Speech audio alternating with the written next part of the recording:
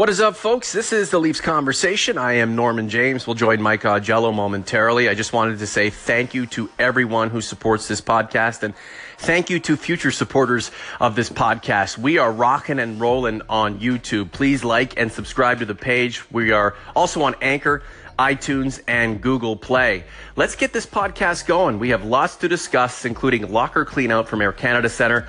The Leafs Conversation starting now.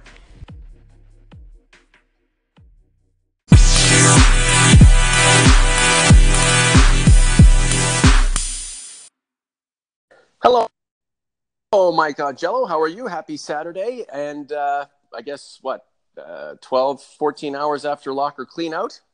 What's your sense of how the Leafs are absorbing that Game 7 loss? And do you get a sense of any plans for the team going forward? Good morning, Norman.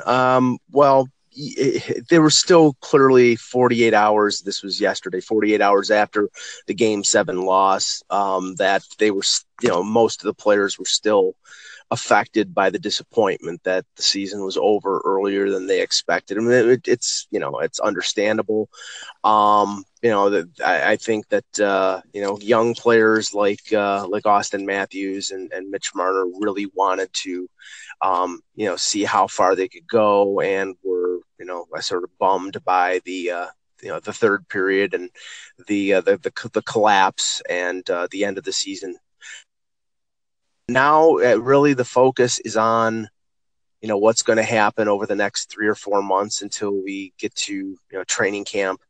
It's in early September, and how different this team is going to look. And I believe, in spite of the fact that there was not a lot of revelation in terms of, what's going to happen, I believe there are going to be significant changes to the look of this team when they go to training camp in September. This is the Leafs Conversation. Mike Augello, Norman James. How about Jake Gardiner? What did he have to say? Pretty much he reiterated what he did after the game. I mean, he owned, I give him credit in terms of the fact that he owned his, train wreck of a Game 7. I give him a lot of credit because maybe some players wouldn't do that. He was clearly affected. He was, he'd been taking a lot of abuse from a bunch of idiots on social media that were essentially trying to run him out of town via Twitter and Instagram. And I have no patience for that kind of crap. It's just, I've never been a fan of Jake Gardiner, but it's not a personal thing. It's just the fact I think he's not the type of player that I like, but I have a lot of respect for him as a guy, sure, as a player. And, I think fans who do that are just weak and stupid. But but he owned it. But I do think, and one of the things that is going to be an interesting thing to follow this summer is Jake Gardiner is now in the same position, and the Leafs are in the same position with him as they were last summer with Van Riemsdyk and with Bozak and with a couple of their other free agents, in the fact that he's got 1 year left in his contract. He's probably going to be in line for a significant raise based on the fact that he had a career year of 52 points this year. Are you going to sign him, extend him, or are you going to move him? And we know, and I had said for the entire year, it was a mistake for the Leafs to hold on to Bozak and Van Riemsdyk because they were still a rebuilding team, and they kept them because they thought they could make a run, which was, I think, off base. And now what do they have to show for it? Well, Van Riemsdyk and Bozak are walking away from nothing. They may get a low or mid round draft pick if they trade their negotiating rights, but it was just not a move with a lot of forethought to it. And in a market where defensemen are extremely valuable, if you're not going to re-sign him, then you trade him this summer and you get as much as you can for him. We'll talk a little bit more about Jake Gardiner in the minutes ahead, Mike, but on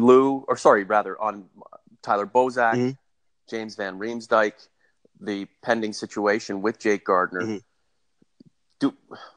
can we start asking of Lou Lamoriello whether he's lost his touch, or whether he's making decisions and his crack staff are not in a position or do not feel comfortable challenging perhaps some of the decisions he's making? Or maybe it is a a decision by committee. Yeah. But there, as you've said, as you pointed out, that the decisions to hold on to Bozak and JVR essentially lead to relatively nothing in the end, and were obstructing the development of perhaps younger players who could have taken those roster spots in the NHL. So let's talk about Lou Lamoriello here. And I know that there is a question and a wonder over his future, whether he's going to retain the position as general manager with the Maple Leafs. Mm-hmm. Let's talk about how you feel about how he's done. If you think maybe he's losing his touch, and if you feel like whether he comes back would be a benefit to the organization, or perhaps maybe it's time for him to go and take on a consultant role, or be the kind of the oracle and let somebody like a Kyle Dubas or a Mark Hunter take the reins. Well, it's sort of a mixed bag. I don't think he's lost his touch. I think some of the moves that he has made have been pretty effective, and you also have to mitigate his success or failure based on the fact that he is subject to what Mike Babcock wants. We've seen in the past where he's made a move and it's maybe a minor move, like a Frank Corrado, or signing Dominic Moore, and Mike Babcock wasn't on the same page when it came to those moves, and he tried to give away Dominic Moore's fourth line center job 4 times, and the 4th time it ended up being Plekanec, and he became an extra body, and Corrado never got in the lineup. So it's basically he is limited sometimes by what his head coach will do and will not do.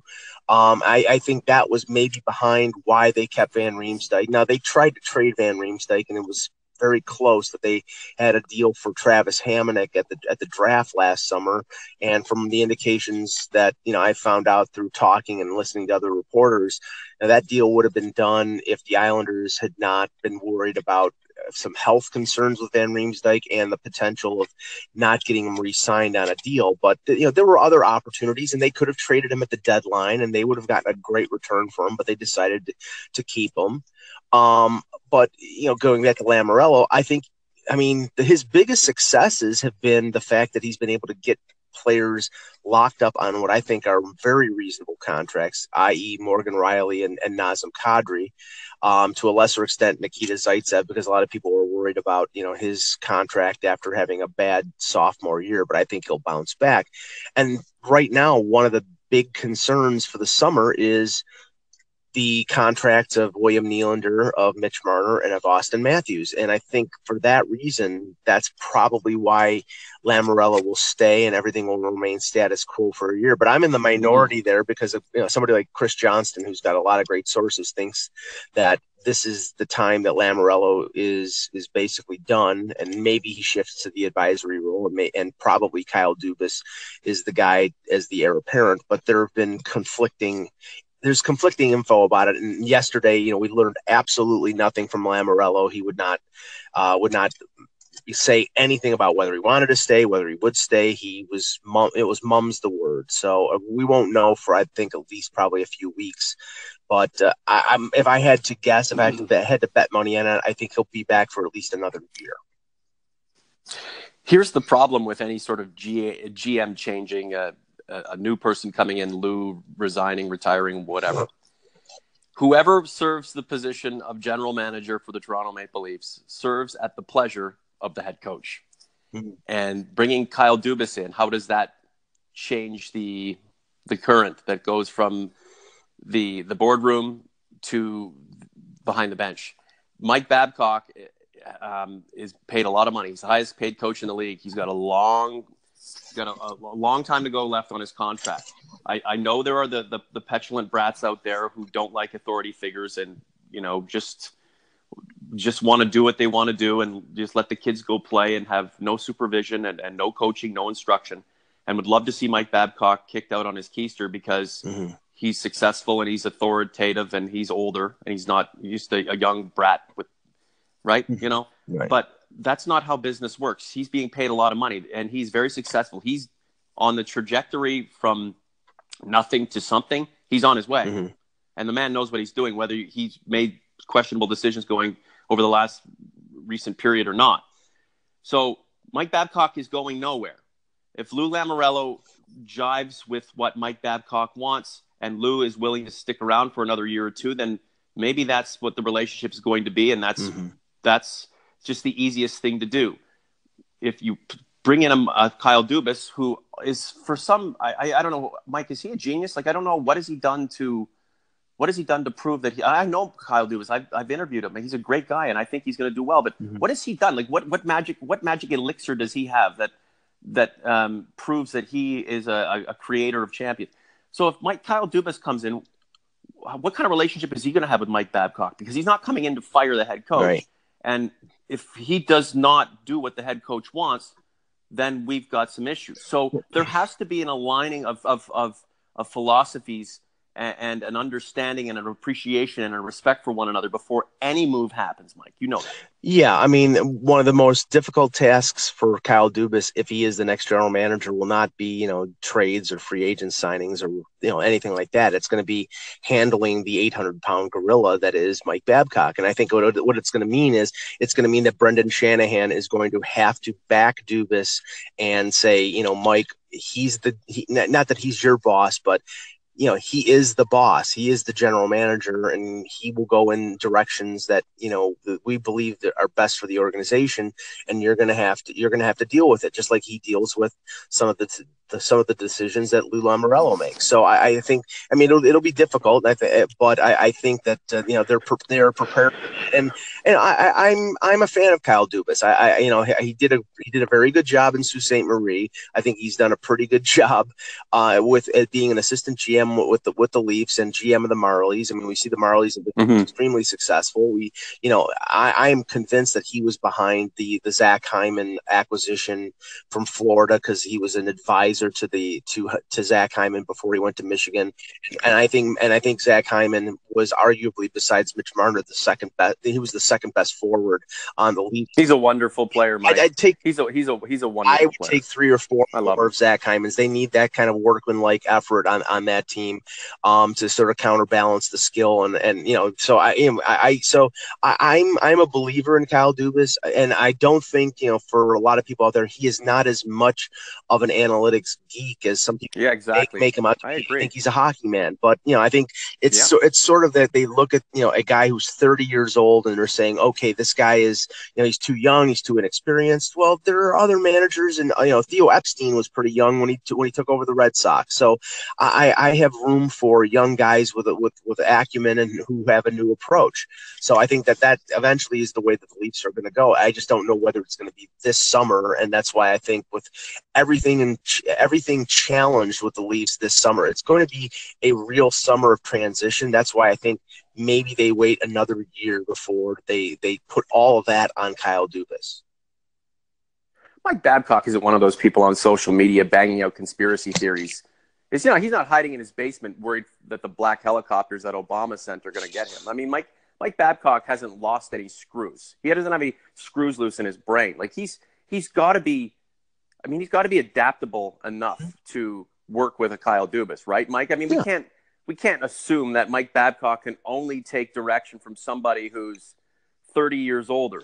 He worked under Ken Holland. Ken Holland built something from nothing. And remember, too, like the Red Wings were the juggernaut, but they were garbage until Steve Yzerman came along, and Ken Holland basically built something that might be similar to what the Maple Leafs are trying to do right now, although, he was the guy. And, I guess Jimmy Devellano was also a big part of that, too. However, my point is Mike Babcock's got to be amendable, and also he's, just smart enough to realize that he's not only taking direction or having to deal with people who are senior to him. He's going to have to, especially now with the way the game has changed and the youthful injection, into the management and the analytical side of the game. He has to be able to deal with these people. And he probably knows Kyle Dubas. So you can't think that, he's running up to Brendan Shanahan and saying, there's no way in hell I'm taking any sort of direction from him. And look, with Mike Babcock, I say this, and I'll make my quick point, and then you can go on.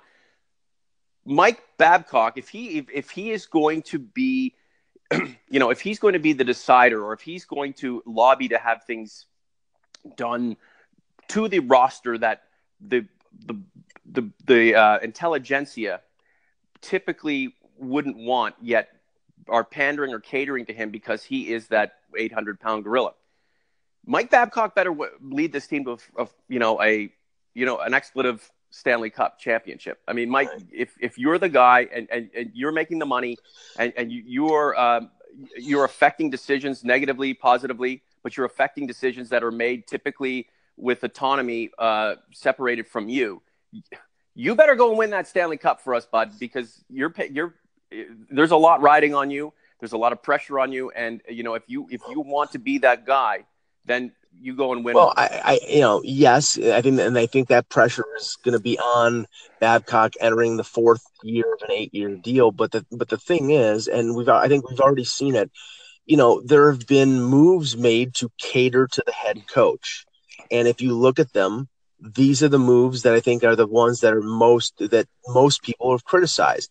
I think that trading a second round pick for Brian Boyle and a second round pick and a couple minor leaguers for Thomas Buchanan's for a team that was not going to win the Stanley Cup, and I think everybody in the fan base knew that, was just plain dumb. But Babcock continued to say, I need a fourth line center. That's going to give us a chance. And Lamoriello said, okay, we'll do those deals. And in the end, those deals I think are bad because, Buchanan's played good in the playoffs, but they didn't win. And I think a lot of people, I think 80% of the people thought that they would lose to either Boston or Tampa. So why are you trading young assets and draft picks for whole plugs for rentals when you're still a rebuilding team? I think it was to cater to the head coach because he didn't like the fourth line center that he had. And he played well, but that's not the point. The point is that this team was not in a position to win. And I think that was behind the reason that they kept in Riemsdyk and Bozak, and part of the reason that they signed Patrick Marleau. And I think the Marleau signing was great. I think he's had a great positive effect on Marner and Matthews. But you're spending $6.25 million on a 38-year-old when maybe his character and his leadership will help Matthews and Marner down the line. But if you're looking at the here and now, I'm not. I don't know about that signing. So that's what they do this summer with Lamoriello, Babcock, or Dubas, whatever combination it is, it's going to affect this team the next few years, and we'll just see what happens. Hey, these signings are great when they happen and when you're having success, but we're in a situation now where we are, we're looking inward, we're thinking back, we're reflecting, and you start to ask these questions, right? But Patrick Marleau is not going anywhere. He'll be here next season. And, if he puts up another 25, 30 goals, then, he'll continue to plod along to a potential Hall of Fame career, and he'll help the Maple Leafs where he can. This is the Leafs Conversation. I'm Norman James, along with Mike Augello. Please like and subscribe our YouTube page. We're trying to build this thing, and with your help, we are going to do that. Also, a big thank you to everybody who has been supportive of the Maple Leafs and our conversations on Twitter. #LeafsFam. You guys are fantastic. Minus the nitwits who are going on like in just rage mode against Jake Gardiner. I'm just going to say something about that. How on earth can you laud a player for doing something great 1 minute and then terrorize him for doing something wrong the next? You are a terrible. You might be a good person in real life, but you are a terrible fan. You are a terrible supporter, and on social media, you should be banned because you have no. But I'm just speaking to the general person who is just so outraged when something goes wrong. You have no sense of sports. You have no sense of life. Bad things happen. You pick yourself, you dust yourself off. You pick yourself up, you dust yourself off, and you move forward. But the way these fans, and this is not just with Leaf fans, the fans across the board, to say, Jake Gardiner, baby, good goal, and the next day, get him out of town, you ruined our season.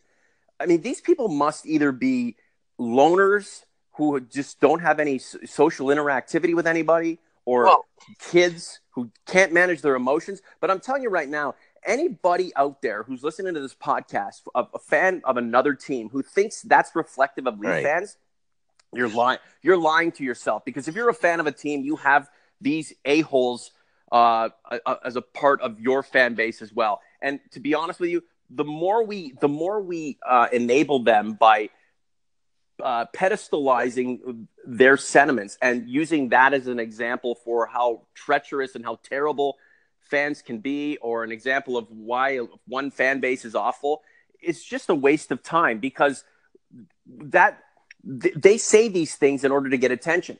The best thing to do is just to kind of delete, block, forget about it, because that's really not representative of the fan base. But I think anybody who is that way is truly despicable. And to be honest with you, if I come across them on my timeline, they're either blocked, muted, moved aside. I have nothing to do with them because they're just terrible and they're awful. And I'm going to say, like, last point, Jake Gardiner, we like the guy. He is talented. He is an amazing hockey player, but he has deficiencies as a defensive-minded guy who's getting paid a lot. And if you think he's a quarterback or a 1-2 guy, he has to be more than just a flashy offensive defenseman. He has to be more than that. So any criticism we lob at him has nothing to do with him personally. We think he's a great hockey player. He's just not a fit for this team. Yeah. I mean, basically, I don't think the criticism of Jake Gardiner was coming from the group that was ready to ascend him to the top of Mount Olympus, meaning the analytics crowd. And if it was, basically, it was probably for letting the side down and him being a disappointment, because I think they have egg on their face when he puts up a -5 in Game 7 and basically looked like a deer in the headlights for most of the game. But yeah, that being said, it's one thing to be critical of him and say, "See, I told you so," or rather than say after the game, "I hope you die," which is, basically what was being said on Instagram and, on Twitter. And, honestly, those type of people have no place on social media. They should be pariahs. They should, like you said, they should be blocked. They should be muted. They should be ostracized, because there's no point in that. I'm just saying, as a player, as a guy, he is a good guy. As a player, he is good in certain aspects. He is flawed, but the thing is, it's more a statement on the organization that your defense is as bad off as it is, that you're playing a flawed player 9 minutes in the deciding third period of Game 7 when defensively he's a liability. And that's because Mike Babcock has nobody else to put out there. So, the guard has been the side has been let down by Leafs management and over the last couple of years. You pulled back, or you weren't able to get Hamonic. You didn't feel like you were willing to give up what was necessary for Ryan McDonough this summer. I think that most Leaf fans are saying, "I don't care what you have to give up short of Marner and Matthews. Get that number one defenseman, because you're never winning without it." Yeah, fans they develop an attachment to the person, and we see that all the time. People plaster their Facebook pages or their Twitter pages with Nylander pictures. Oh, he's so hot, or these guys are so cool, and that's part of marketing. That's part of what the NHL wants and how they want to create relationships between their fans and their players. But it goes beyond that, and right, it's not personal. We make it personal, but it's not personal. This is a business. Jake Gardiner makes a lot of money. He's been in the league a considerable time. He should be better defensively. He should be a more stoic, solid, reliable defender. Even if it's not his A game, he should be better than what he showed in Game 7. Making these stretch passes that were picked off and turned back for goals, and then to have him just look like a deer in the headlights. He's been in the league for what, 7, 8 years? You are the same defensive player making the same boneheaded decisions in these crucial circumstances as you were 5 years ago. And there has to be a development in the way you think the game and understanding it. Well, there comes a time when I think the stretch passes were by design. I mean, that I don't think that was just strictly on Gardner. I think that was a tactic, and I think because that would allow that would make the Bruins defense stay back and utilize the Leafs speed. But to your point, he's 27 years old. he is what he is. It's not like all of a sudden there's going to be a Mm-hmm. revelation at 28 and 29, and he's all of a sudden going to become Rod Langway. He's going to be basically a left shot version of Mike Green. He's a flawed defensive player. He's Yeah. pretty good offensively. You're always going to get 40 Yeah. to 50 points out of him, but you're never going to get this guy to play good defense. So you just accept it, and if you can accept it, fine. And if you can compensate for it by having a good defensive defenseman with him, then maybe you keep him around. But if you don't have that, then you get what you can for him. Yeah, I agree. And considering he has a year left on his contract, now might be the time to try to move him, even if you think the leverage isn't there. Then again, if the Maple Leafs strike out in their attempts to bring in more help on the blue line, Jake Gardiner is a guy who will go and play as hard as he possibly can. Nobody's ever going to dispute his work ethic or his belief in the organization or his belief in playing for the crest. Like, that's what I'm saying. But it's almost like Phil Kessel was the perfect cherry on top somewhere else. He just wasn't the guy in Toronto. Couldn't be. Maybe Jake Gardiner belongs somewhere else, and there's a player on another roster that needs a new home, and perhaps that's the Toronto Maple Leafs. Just a few more minutes, Mike. What did I want to say? Again, on Jake Gardiner, if people like him and people, the analytics crowd, great for them. But what with the analytics crowd though? What body of work can I go to that they are championing or that they they propagate and say, wow, you can't argue with that. This is it. The numbers don't lie, right? The numbers don't lie. They've developed, champions, and the pattern of what they're showing us through the data it's foolproof. You have to rely on it, Mike. So what the analytics crowd, like what has the analytics crowd done, or what body of work do they have as proof to say that what they are pushing is correct and everything else is ridiculous? There is none. I mean, the Florida Panthers, under what they deemed a more analytical management belief and structure, were a complete failure. I know that there is some talk of that maybe Carolina is going to go in that direction with I think his name is Eric Tulsky, who's their big analytics guy. I don't know if he's going to be their general manager or if he's just going to have more influence under the new ownership. But no, I mean, it's been sort of here and there, and I don't think there's been any kind of overwhelming pointing to like Moneyball, like Billy Bean in Oakland, where you could say there's success there. I think it's in little drips and drabs, and with Jake Gardiner, it's always puck possession. The fact that he's holding the puck and he's possessing the puck, but the problem is because he's fast. I mean, he's fast. He's a good skater. I mean, he's gonna possess the puck. But what do you do? What is the result of that puck possession? But the problem is exactly what do you do with the puck? And sometimes he makes a stretch pass, he sets a guy on a breakaway or on an odd man break, and it's good. But also when the pressure's on him, like it was in the playoffs, and now I'm talking about like mental pressure. I'm talking about forechecking. I'm talking about guys like Bergeron and Marchand applying pressure behind the net or in the defensive zone. He coughs it up with regularity. He makes bad decisions. So I don't want to pile on him, but this is just a reality. And this is, again, something that we've seen over and over the last few years, and it hasn't changed. And that's why, like I said, I think, coming off a 52-point season, which was his career high, I think there are a ton of teams out there that are looking for that top four defenseman with offensive ability that can run a power play, that can accept the defensive flaws. And, I'm sure if they put their mind to it and say, okay, we need to stock up at center, which they need to, because more than likely Bozak is gone and so are Plekanec and more. Maybe they can get a center for Jake Gardiner, or maybe they can get him as part of a package for another defenseman. But I think unless you're going to sign him, and it would mean a significant raise, you have to consider trading him this summer.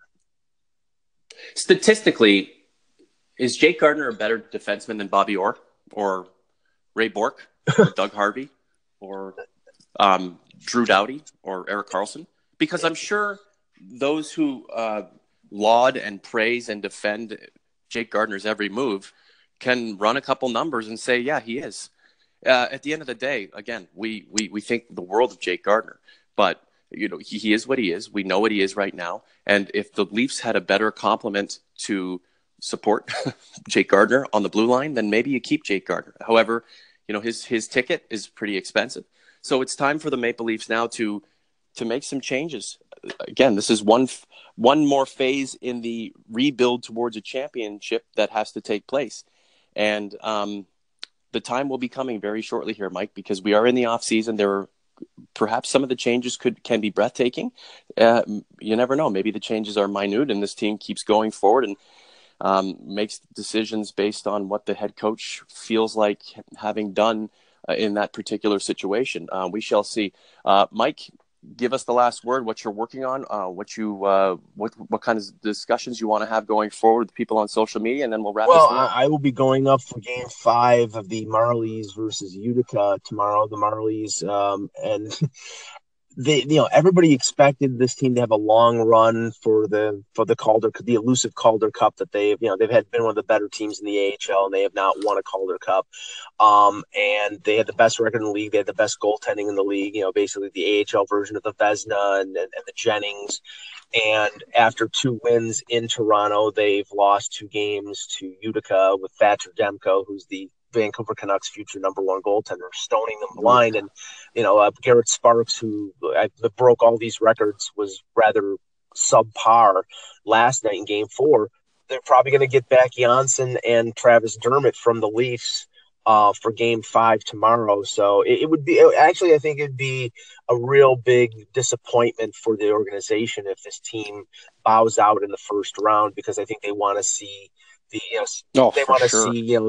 guys like Pierre Engvall and Jeremy Bracco and Carl Grunstrom, who I think are potentially on tracks to the NHL within the next couple of years, play in a heated type of environment. But right now they're on the ropes, tied 2-2 with a team that finished 4th in their division. So it'll be interesting to see.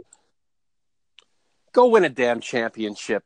That's all I'm saying. Go win a damn championship. That's what I'm saying to Mike Babcock. That's what I'm saying to Sheldon Keefe with the Raptors. Go win a damn championship, yeah. Mike? I mean, that's what the Yankees are expected to do. How about Didi Gregorius, huh? The guy's on fire. Hey, have you ever been to Utica? I spent a year there one night. Holy smokes. Utica, New York. I've been close to Utica because the casino, the well-known casino, Turning Stone, I believe, is right near Utica. But no, it's not a place that I would summer. When I was younger, I was in 94, 95, a big baseball showcase tournament in Binghamton, and we came up through baseball. And we had a big game against these Oklahoma All-Stars. And we ended up winning the game. And then we had this confrontation on the main strip of Binghamton with these Oklahomans who were calling us, hillbilly Canadians. You're from Oklahoma, guy. Come on now. Enough. Anyhow, we was a big brawl, like kind of a couple of, fisticuffs. Coaches were called in, and then, we went, everybody was banned to their hotel rooms, the one Holiday Inn there. And it was a big mix up. Well, I ended up going to Hill College in Hillsborough, Texas, a few months later on a scholarship. It was a baseball factory, Division A, 1A for NCJAA. Anyway, 2 of the guys who were on that Oklahoma team ended up on my team in Texas, and we locked eyes, and it was just like a big handshake and a hug, and it was just kind of whatever. And one of the guys was a catcher named Puff, and he played for the Rockies, and it was great. But interesting times, Binghamton, and I never went back, Mike, after that melee. I couldn't do it. But that's my final story. I'm sticking to it. Mike, go have some fun with the Marlies, and you know what? They just go win a damn championship. You guys were so good in the regular season. You've set yourself up to be champions. Now go and do it. And I think the Maple Leafs will be confronting that scenario here in the very near future. Michael, talk to you soon. Norman.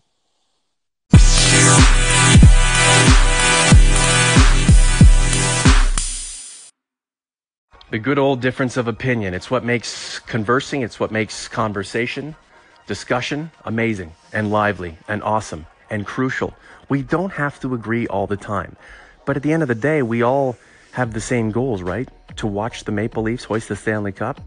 We may feel like the team needs to take different paths to get there. But the end goal, the end destination, is what we all aspire to see this team get to, right? There's nothing wrong with having differences of opinion. As long as we are cordial to one another, respectful, decent, and hey, you know what? You can be kind too and not agree with what somebody else is throwing at you.